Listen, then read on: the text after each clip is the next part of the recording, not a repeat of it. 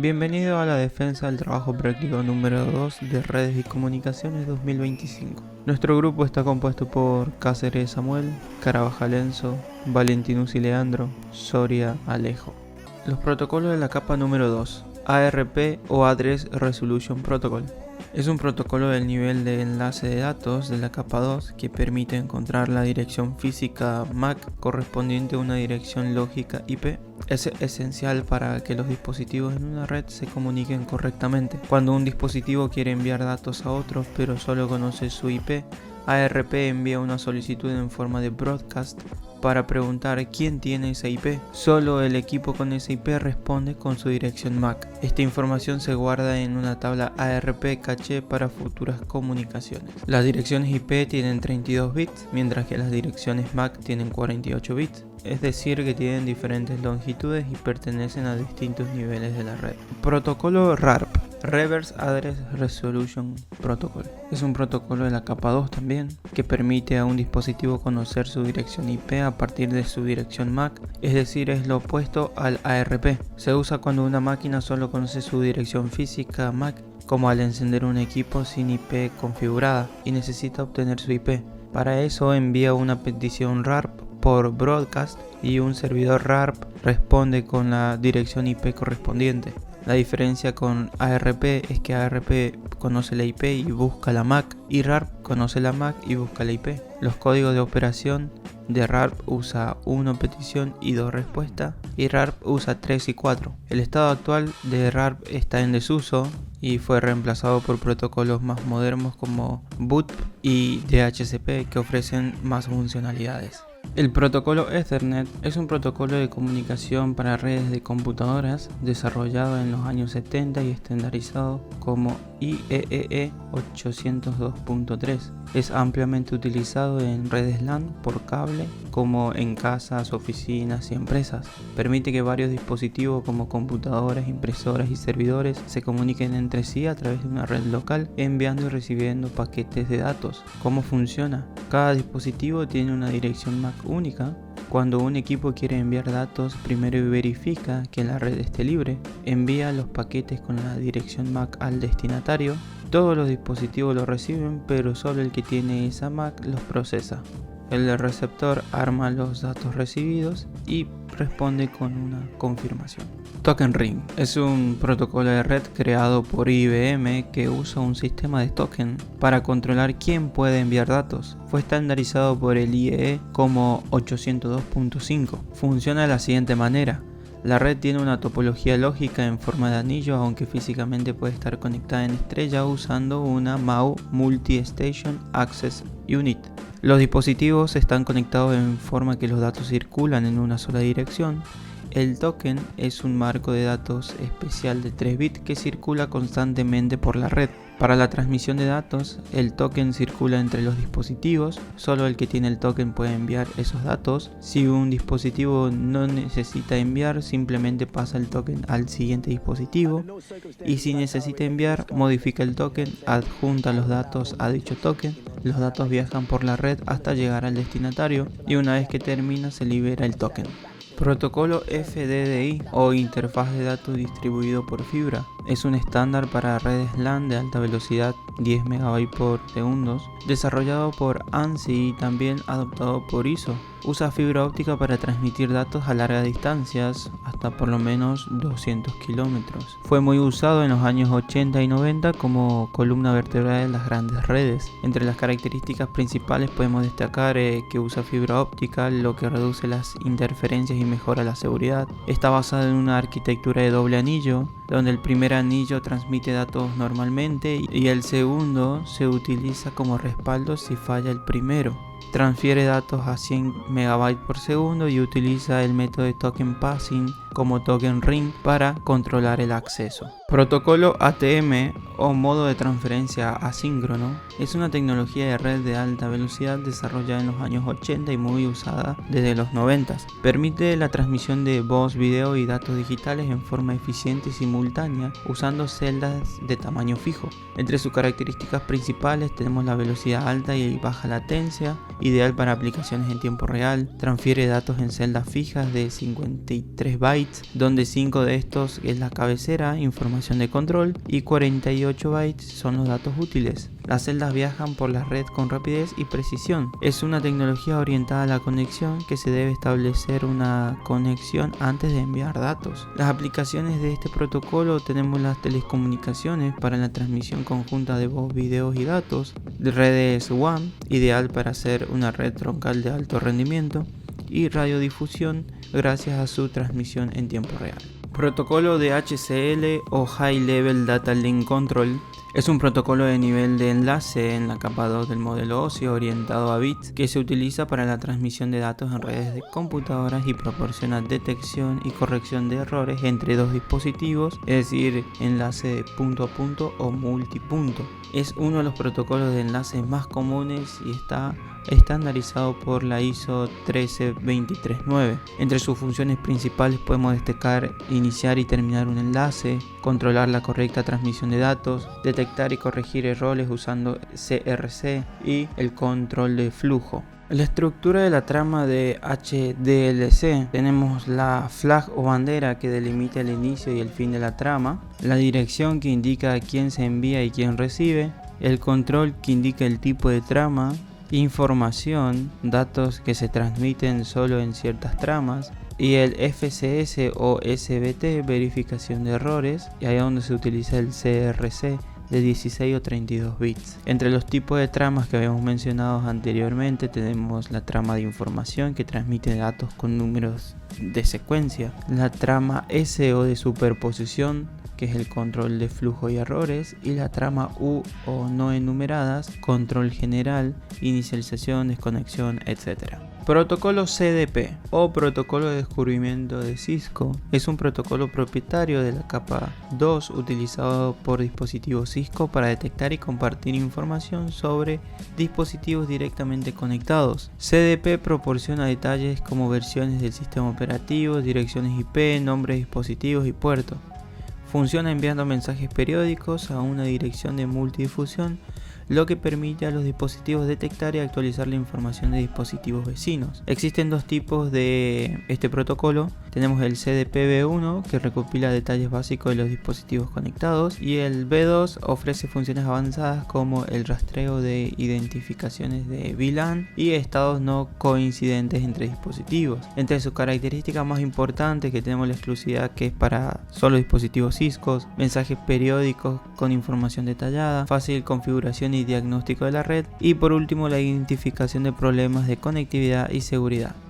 Protocolo de la capa red, nivel de red. Protocolo IPv4 e IPv6 son versiones del protocolo de Internet IP que gestionan la dirección y comunicación de dispositivos en redes como Internet. Ambos permiten la transmisión de datos mediante enrutamiento de paquetes, pero tienen diferencias importantes. Algunas de las similitudes entre estos dos es que su función principal es identificar dispositivos y enviar datos a través de Internet. Ambos forman parte del conjunto de protocolos de TCP/IP, que es la base de las comunicaciones en Internet.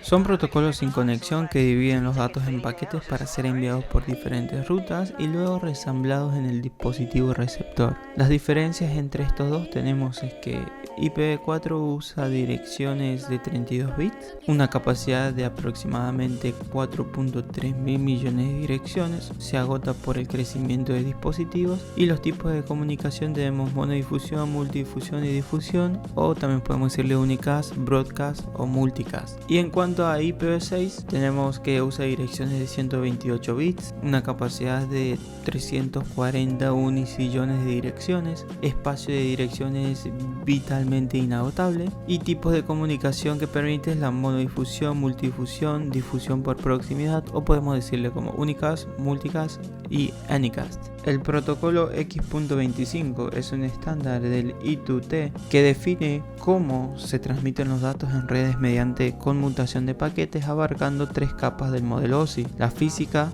la de enlace de datos y la de red. Su funcionamiento general es que permite la comunicación entre un DTE, equipo terminal de datos, y un DCE, equipo de circuito de datos. Utiliza redes públicas de datos y se basa en el establecimiento de conexión para transmitir los paquetes. Soporta conexiones por circuitos dedicados y conmutados. Tipos de circuitos: en X.25 tenemos el SVC, circuitos virtuales conmutados, que tiene una conexión temporal y baja demanda. Tenemos el PVC, circuitos virtuales permanentes, conexión establecida de forma fija, y las líneas conmutadas solo usan SVC. Protocolo ICMP.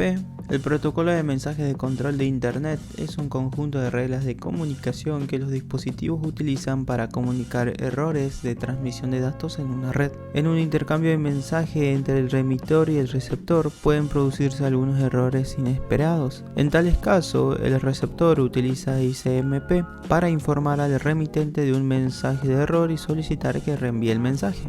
No transporta datos como TCP o UDP, pero ayuda a que la red funcione correctamente. El protocolo de mensajes de control de Internet es un protocolo de la capa de red importante en las redes informáticas. Proporciona un mecanismo estandarizado para que los dispositivos de red comuniquen información crucial como la conectividad y el estado de la red. Todos los dispositivos conectados a la red, incluidos enrutadores y los dispositivos de punto de conexión, pueden procesar mensajes de ICMP y se ha adaptado para funcionar tanto con IPv4 como con IPv6. Realizan notificaciones de errores. Los mensajes de error de ICMP informan de errores de red como destinos inlocalizables, tiempo de espera o problemas de fragmentación.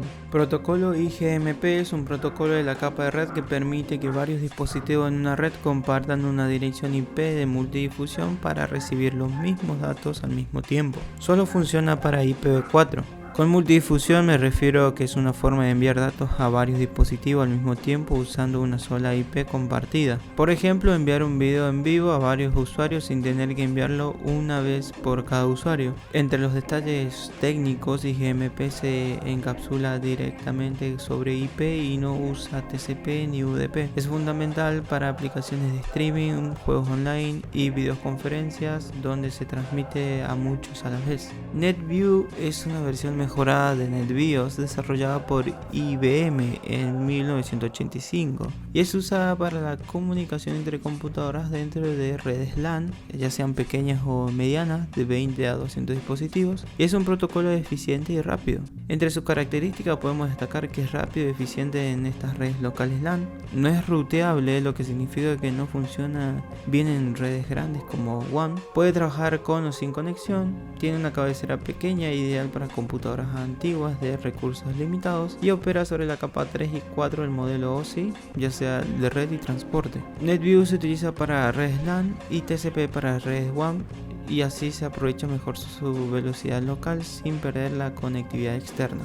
IPX o Internet Word Packet Exchange es un protocolo desarrollado por Novell para redes network. Funciona en la capa 3 de red del modelo OSI y permite enviar paquetes sin necesidad de establecer una conexión previa similar a UDP. A su vez existe SPX, que es Sequenced Packet Exchange, funciona sobre IPX y se encarga de garantizar la entrega de datos actuando como un protocolo de transporte confiable en la capa 4, parecido a TCP. Entre sus características importantes de IPX tenemos que es rápido porque no espera confirmaciones, no es confiable por sí solo, no garantiza que el paquete llegue, por eso SPX se encarga de eso. Es un protocolo sin conexión, no establece una sesión, cada paquete se trata como independiente, es decir, un datagrama. Las direcciones IPX tienen 12 bytes, 4 bytes de red, 6 bytes el MAC del dispositivo del nodo y 2 bytes el socket, donde identifican las aplicaciones o servicios. Por último tenemos el protocolo de AppleTalk, que fue un conjunto de protocolos de red desarrollado por Apple en los años 80, pensado para que las computadoras Macintosh puedan compartir archivos, impresoras y otros recursos en una red local LAN de forma automática y sencilla.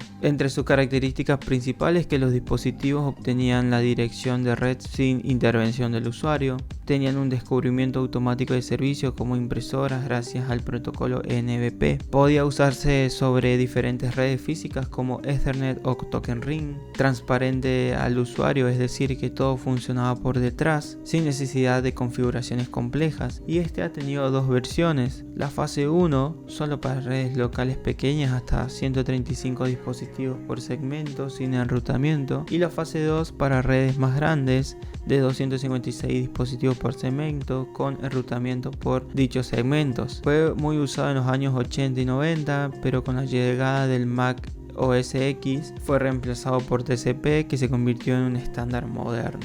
Protocolos de capa 4, nivel de transporte. Tenemos el TCP, Transmission Control Protocol. Es un protocolo de transporte confiable orientado a conexión. Se encarga de dividir, enviar y reordenar los datos, garantizando que lleguen sin errores. Es uno de los más utilizados en Internet. UDP, User Datagram Protocol. Protocolo de transporte sin conexión y sin control de errores. Es muy rápido, ideal para las aplicaciones que puedan tolerar pérdida de datos como videojuegos online, videollamadas o streaming. SPX, Sequenced Packet Exchange. El SPX es un protocolo orientado a conexión fiable, lo que significa que se encarga de asegurar la entrega ordenada y sin errores de los paquetes. Esto lo convierte en el equivalente funcional del TCP en el conjunto del TCP/IP. Y bueno, el SPX incluye mecanismos para la detección de errores, la retransmisión de paquetes perdidos y el control del flujo de datos entre emisor y receptor. Protocolos de nivel 5. Sesión. Tenemos la NetBIOS, Network Basic Input-Output System. Es un protocolo que permite que las aplicaciones se comuniquen a través de una red local, y en la NetBIOS facilita la identificación de dispositivos por nombre en lugar de por dirección IP y el establecimiento de sesiones entre ellos. Tenemos ahora lo que vendría siendo el RPC, Remote Copy Protocol. El protocolo RPC es una tecnología que permite la comunicación entre procesos o aplicaciones que se ejecutan en distintos dispositivos y se encuentran en diferentes ubicaciones. Se utiliza principalmente en sistemas distribuidos donde la interacción entre diferentes componentes es esencial para el correcto funcionamiento del sistema. SSL, Secure Sockets Layer. La SSL es un protocolo de encriptación que crea un canal autenticado entre dispositivos en Internet, de manera que la información pueda ser compartida de forma segura. Dicho de otra forma, la SSL pone la S en las URL que empiezan por el HTTPS, lo que significa que la conexión es segura entre la computadora y el servidor. Protocolos de capa 6, nivel de presentación. Tenemos el AS1. Es un lenguaje de descripción de interfaz estándar para definir estructuras de datos que se puedan serializar y deserializar de forma multiplataforma. Se utiliza ampliamente en telecomunicaciones y redes informáticas, y especialmente en criptografía. Protocolo número 7, nivel de aplicación. La capa 7 es la capa de aplicación y el nivel más alto del modelo de interconexión de sistemas abiertos, en donde a través de esto es un marco conceptual que estandariza las funciones de un sistema de comunicación entre 7 categorías distintas. La capa 7 interactúa con lo que viene siendo un dispositivo de host y proporciona servicios, lo que facilita la interacción entre el usuario final y la aplicación. Servicios como el correo electrónico, la transferencia de archivos, la navegación web que operan esta capa, en donde dentro de esta capa tenemos los siguientes protocolos en el cual paso a mencionar. Primer protocolo, SNMP, significa protocolo simple de transferencia de correo, que se trata de un protocolo de comunicación que se utiliza para evitar y recibir mensajes de correo electrónico a través del Internet. Los servidores de correo y los otros agentes de transferencia de mensajes MTA utilizan el SMTP para enviar y recibir mensajes de correo. El NNTP es un protocolo utilizado para la estructura y publicación de artículos en grupos de noticias conocidos como foro de discusión. Opera sobre el puerto 119 y permite que los usuarios accedan y lean y contribuyan con mensajes organizados por temas y categorías. El FTP es un protocolo de transferencia de archivos. Es una herramienta fundamental ya que se utiliza para la transferencia de archivos y a través de una red. Sin embargo, se puede haber más de una solución sencilla para tus necesidades de transferencia de datos. SSH es un protocolo en el cual la red permite la red acceder de forma segura a otro equipo a través de una red no segura. Se utiliza principalmente para iniciar sesión en sistemas remotos y ejecutar comandos y transferir archivos de manera cifrada. SSH se garantiza de una confidencialidad e integridad de los datos gracias al uso de técnicas de cifrado. El HTTP es un protocolo web que es una de las piedras fundamentales cómo funciona el Internet. Cuando se visita un sitio web, HTTP se utiliza para entregar el contenido de esa página mostrándolo en su navegador. El protocolo web este protocolo es un protocolo de solicitud de respuesta que define cómo se comunican los clientes con el web y los servidores web. CIFS, también llamado SMB, es un protocolo de red desarrollado originalmente por IBM en los años 80. Su función principal es permitir que las computadoras dentro de una red local puedan acceder y leer y escribir archivos en otra computadora como si fueran propios. Este protocolo facilita el intercambio de archivos e impresoras en entornos compartidos. NFS es un protocolo estándar de servidor de archivos basado en el modelo de cliente y servidor, en donde permite que los usuarios ver, actualizar, almacenar archivos en un sistema remoto como si estuvieran trabajando localmente. El sistema de cliente requiere un software cliente de NFS y el sistema remoto requiere el servidor NFS. Ambos sistemas requieren TCP/IP o UDP para versiones anteriores de NFS para transmitir e intercambiar archivos. Telnet es un protocolo de red que se utiliza para acceder de forma remota a una computadora para un canal de comunicación basado en el texto entre dos máquinas. Telnet moderno utiliza el TCP/IP protocolo de red y se puede utilizar con el FTP para permitir a los usuarios solicitar archivos específicos desde computadoras remotas, y los usuarios pueden iniciar sesión como usuarios habituales con privilegios. IRC es el medio de comunicación en tiempo real más rápido y eficaz que existe en la red. Hay otros medios más avanzados que incluyen video y audio, pero aún son muy costosos para la mayoría de las personas e instituciones. POP3 es un protocolo de oficina de correo que permite que los usuarios recuperen mensajes y correos electrónicos almacenados en un servidor de correo electrónico, descargarlos a su dispositivo local como computadora, teléfono inteligente para su lectura de gestión online. IMAP, tanto como POP, son protocolos utilizados para acceder al correo electrónico, pero IMAP resulta más práctico si utilizas varios dispositivos como el celular, una laptop o una tablet. LDAP es un protocolo estándar diseñado para mantener y acceder al Directory Service dentro de una red. Piense en un servicio de directorio como una guía telefónica en diferentes recursos como red, como archivos, impresoras, usuarios, dispositivos y servidores.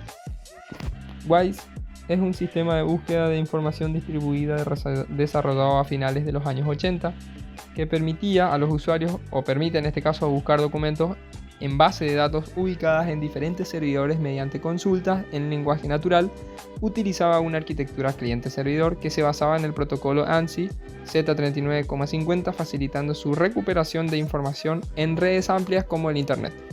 Whopper fue un sistema creado en 1991 por la Universidad de Minnesota para facilitar su distribución de información a través de Internet. Su funcionamiento se basa en menú de texto jerárquico que permitían a los usuarios explorar documentos y archivos alojados en distintos servidores de forma organizada y sencilla. A continuación voy a empezar a explicar lo que viene siendo las clases de direcciones IP y sus rangos. Clase A, tenemos lo que viene siendo la clase A, rango de direcciones comienza del 10000 hasta el 126.255.255. Su primer bit empieza siempre con el 0, el número de redes son pocas redes pero muchos hosts por red, formato NHHH, y en un ejemplo puede ser 10,0001. El uso en esta viene siendo las redes muy grandes, ejemplo empresas gigantes. Clase B, rango de direcciones 128.000 a 191.255.255. Primeros bits empieza con el 10, número de redes más redes menos hosts que la clase A, formato NNHH, ejemplo 172,116,5,4. El uso de redes medianas y grandes, ejemplo universidades y corporativos. Clase C, rango de direcciones 192,000 a 223,255.255. Primeros bits empieza con el 110, número de redes, muchas redes pero con pocos hosts en cada una. El formato en este caso viene siendo NNNH, ejemplo 192,168,1,1, y su uso viene siendo a redes pequeñas como oficinas y hogares. Clase D, rango de direcciones 224,000 a 239,255.255.255. Los primeros bits se empieza con 1110. Su uso viene siendo en los multicast para enviar paquetes a varios destinatarios al mismo tiempo. Un ejemplo vendría a ser el 224,0005 y la nota no se usa en este caso para redes normales. La clase E es en este caso la última, en donde tenemos el rango de direcciones 240,0,0,0 a 255,255,255. En este caso sus primeros bits empieza con el 1111 o en este caso 1111. Su uso experimental son para pruebas o investigaciones y un ejemplo puede ser 250, 1,2,3, en este caso tomando como nota y para su uso. No se usa en este caso en redes públicas. Una máscara de red son herramientas utilizadas en redes informáticas para determinar qué parte de una dirección IP pertenece a la red y qué parte identifica el dispositivo dentro de esa red. Estas actúan como un filtro separando la parte de la red de la parte del dispositivo. Hay distintos tipos de máscara de red, por las cuales tenemos una máscara de red por defecto, en las cuales se asigna según la clase de dirección IP, siendo clase A, B o C, y cada una con su propia máscara determinada. Por ejemplo, la clase A tiene la máscara 255.0.0.0 y la clase C tiene la 255.255.255.0. Después tenemos la máscara de red personalizada, que ofrece más flexibilidad y control, permitiendo dividir una red en subredes más pequeñas, lo cual es útil para la gestión eficiente de redes. Una dirección IP tipo 4 está compuesta por una cantidad de 32 bits divididas en 4 octetos de 8 bits cada uno. Las IP estáticas son direcciones físicas que se asignan permanentemente a un dispositivo y no cambian, a menos que se cambie de dispositivo o de arquitectura de red. Estas direcciones pueden ser de IPv4 o IPv6, siendo la más común la IPv4 y generalmente se obtienen a través de un proveedor de servicios de Internet. Después tenemos las IP dinámicas, que son direcciones que pueden cambiar según las necesidades de la red, como el protocolo DHCP, que se encarga de asignar estas direcciones de forma automática a los dispositivos, permitiendo que se adapten a las demandas de la red. Por lo general, el servidor de una red tiene una IP estática, mientras que los dispositivos que se conectan a través de él reciben una IP dinámica. Tenemos los tipos de subneteos, que tenemos el subneteo FLSM, que consiste en dividir una red en subredes de tamaño igual, tomando prestados bits de la parte de la red para asignar host. Por ejemplo, si tenemos una red 192.168.20.0 y necesitamos 7 subredes, tomamos 3 bits prestados para obtener subredes de tamaño igual, dejando 5 bits para los hosts, permitiendo hasta 30 hosts por subred. Aunque es simple, puede generar un desperdicio de direcciones para subredes más pequeñas. Después tenemos el subneteo VLSM, que permite crear subredes de tamaños variables según las necesidades específicas de cada segmento, que se realiza dividiendo la red varias veces, asignando bloques de direcciones según el tamaño requerido por subred, poniendo un ejemplo que si se tiene la IP 192.168.1.0, se le asignan subredes de diferente tamaño a cada departamento, optimizando el uso de direcciones IP y evitando el desperdicio. Parte de red y parte de host de una IP. Una dirección IP es una dirección jerárquica que consta de dos partes, una porción de red y una porción de host, pero al determinar la porción de red en comparación con la porción de host es necesario analizar la cadena de 32 bits y no el valor decimal. Dentro de los 32 bits, una parte de los bits constituye a la red y una porción constituye al del host. Los bits dentro de la porción de red de la dirección deben ser idénticos para todos los dispositivos que residen en la misma red. Los bits dentro de una porción de host es la dirección que deben ser únicos para identificar un host específico dentro de una red, independientemente si los números decimales entre dispositivos IPv4 coinciden. Si dos hosts tienen el mismo patrón de bits en la porción de red especificada de 32 bits, esos dos hosts residen en una misma red. Por lo que la dirección IP se divide en dos partes. La parte de red, network, identifica a la red a la que pertenece un dispositivo, es la misma para todos los dispositivos de esa red, y la parte de host identifica un dispositivo específico dentro de esa red, como una computadora o una impresora. Es única para cada dispositivo en esa red. Reglas generales para la asignación de direcciones IP. Las direcciones IP permiten identificar de forma única a los dispositivos dentro de una red, facilitando la comunicación entre ellos. Estas direcciones son definidas por el protocolo IP, ya sea en su versión IPv4 o IPv6, y su asignación sigue una serie de reglas establecidas por organismos como la IETF. A continuación se presentan las principales reglas generales que se aplican al momento de asignar direcciones IP en redes. Número 1. Unicidad. Cada dirección IP debe ser única dentro de la red. Si dos dispositivos tienen la misma IP, se produce un conflicto que impide la comunicación correcta en redes públicas como Internet, y las direcciones públicas también deben ser únicas a nivel global. Estructura jerárquica. Las direcciones IP se dividen en una parte de red y una parte de host. Esto permite identificar a qué red pertenece un dispositivo y cuál es su posición dentro de ella. Esta jerarquía facilita el enrutamiento eficiente de los datos a través de la red. Clases y el CIDR. En IPv4, las direcciones se clasificaban originalmente en clases A, B, C, D, E, y sin embargo actualmente se utiliza el CIDR, Classless Inter-Domain Routing, que permite usar prefijos como 24 o 16 para definir subredes de forma más flexible. Subneteo. El subneteo permite dividir una red grande en subredes más pequeñas, lo cual ayuda a organizar mejor la red y aprovechar las direcciones IP disponibles. Esto se hace combinando una dirección IP con una máscara de subred. Asignación manual y automática. Las IP pueden ser asignadas, que esto se va a ver más adelante, estáticamente, sea manual por un administrador, y dinámicamente mediante el DHCP, lo que simplifica la configuración y evita errores. Direcciones reservadas. Algunas direcciones IP tienen sus usos especiales, como vendría siendo en esta foto. Bien, empezamos con la práctica. En base al cableado del consultorio del TP número 1, hecho en Cisco Packet Tracer, tuvimos que utilizar y aplicar subredes por medio del subneteo con BLSM al sistema de comunicación que armamos. Para que todo esté más ordenado, utilizamos la herramienta de Excel. Lo primero que hicimos fue dividir a todos los dispositivos en grupos como mejor nos parecía, y siguiendo un razonamiento, por lo que cada uno de estos subgrupos debería de ser una subred de la red, como se ve en esta imagen. Por lo que tuvimos que realizar varios cambios en la estructura de nuestro sistema de comunicación, dejando así un switch que se llama switch consultorio PB para todas las PCs e impresoras de los consultorios de la planta baja del edificio. En total son 20 dispositivos, por lo que necesitamos una subred que permita 20 hosts o más. Un switch que se llame switch consultorios PP para todas las PCs e impresoras de los consultorios del primer piso. En total son 16 dispositivos, por lo que necesitamos una subred que permita 16 hosts o más. Dos switches llamado switch seguridad PB y switch seguridad PP, el cual ambos switches están conectados entre sí por medio de un cable de cobre directo. Estos switches sirven para conectar 13 cámaras, planta baja y primer piso, la PC de monitoreo de seguridad y el servidor, por lo que necesitamos una subred que soporte 15 o más hosts. Un switch de switch áreas internas para las PCs e impresoras de todas las áreas internas del edificio, como admisión tanto de la planta baja como del primer piso como de planta baja. Un switch llamado switch áreas internas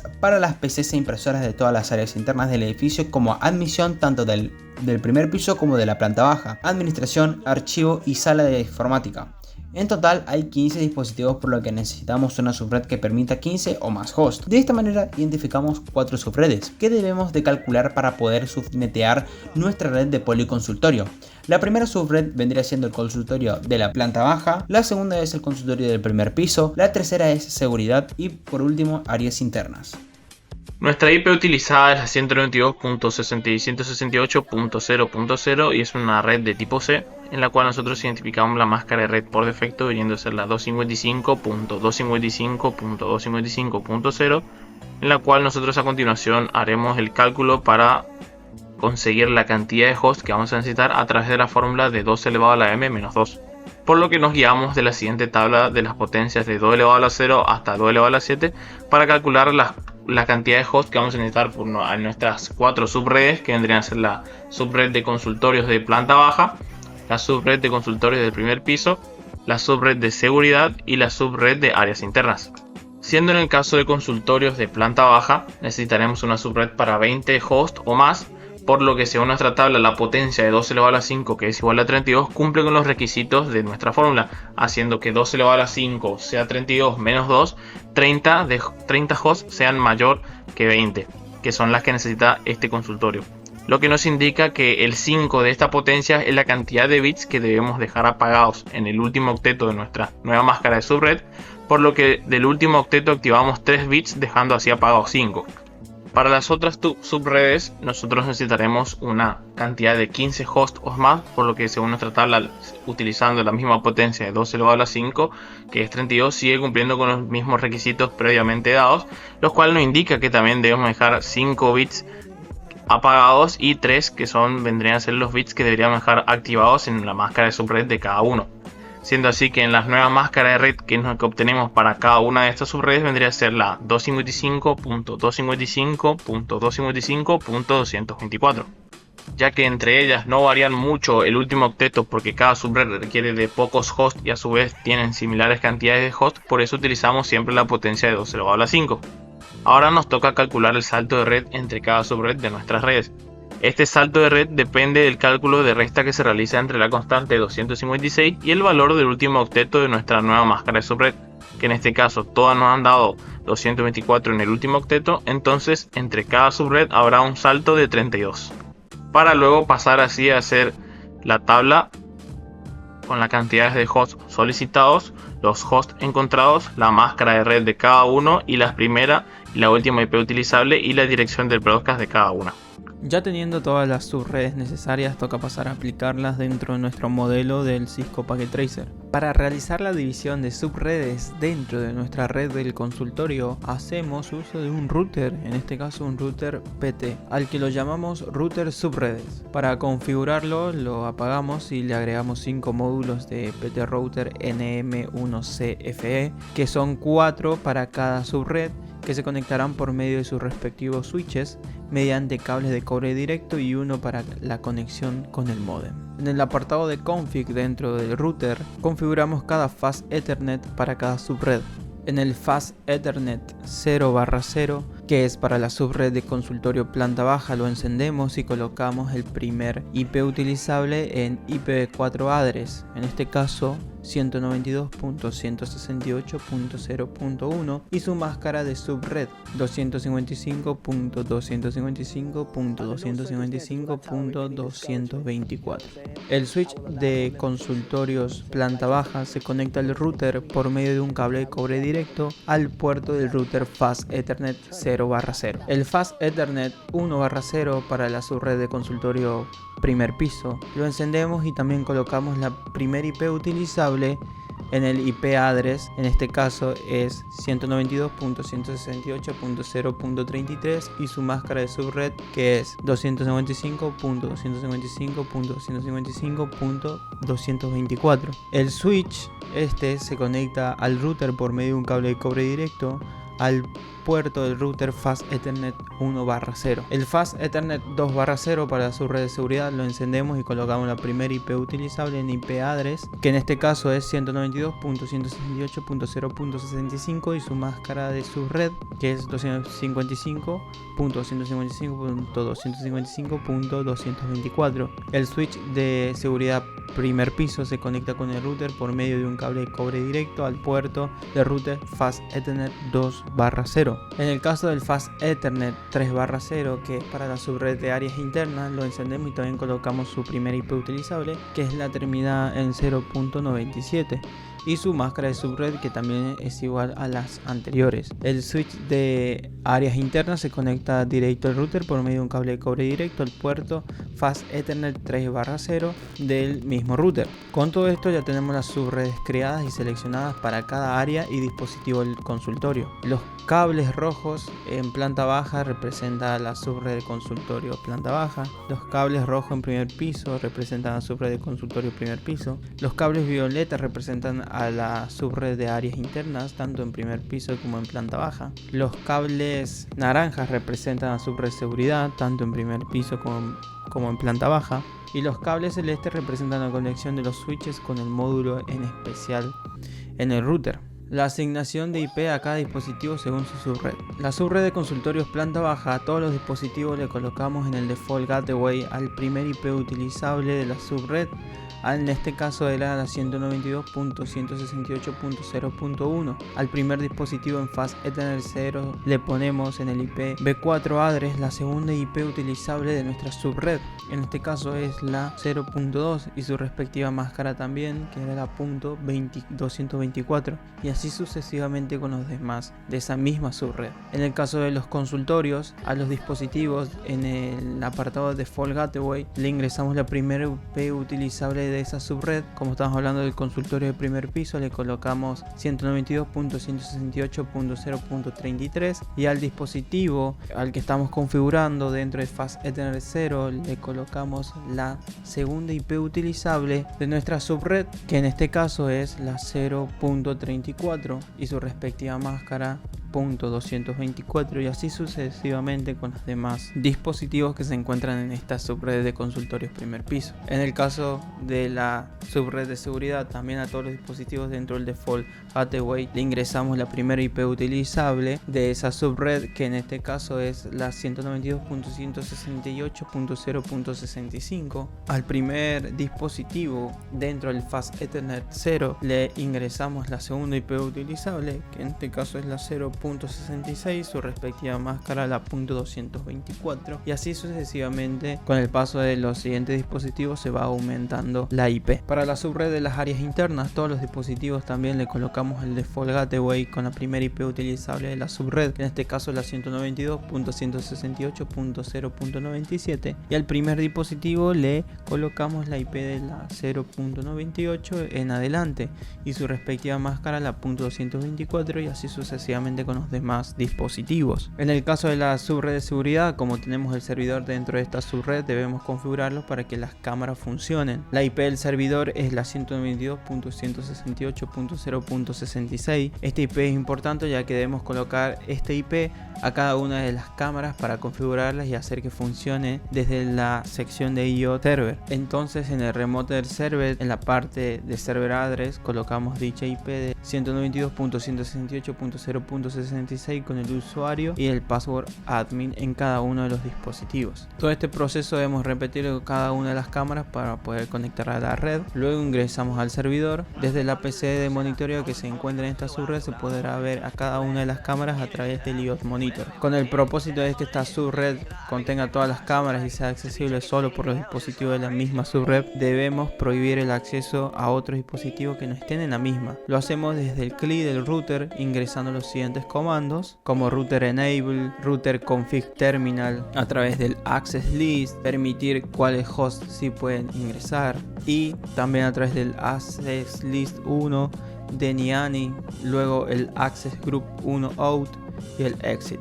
De esta manera los dispositivos de la subred de seguridad se pueden comunicar entre sí, pero no con otros dispositivos de otras subredes, dejándola aislada sin que otros dispositivos se comuniquen con las cámaras. De esta manera, una vez que nosotros queremos enviar un PDU desde otra subred que esté aparte de la de seguridad, siempre va a dar un fallo. Por ejemplo, una computadora de consultorio se quiere comunicar con una cámara, dará fallo. Los de administración se quieren comunicar con la PC de seguridad, también dará fallo, y así sucesivamente todo dará fallo con aquellos dispositivos que se encuentren fuera de la subred de seguridad.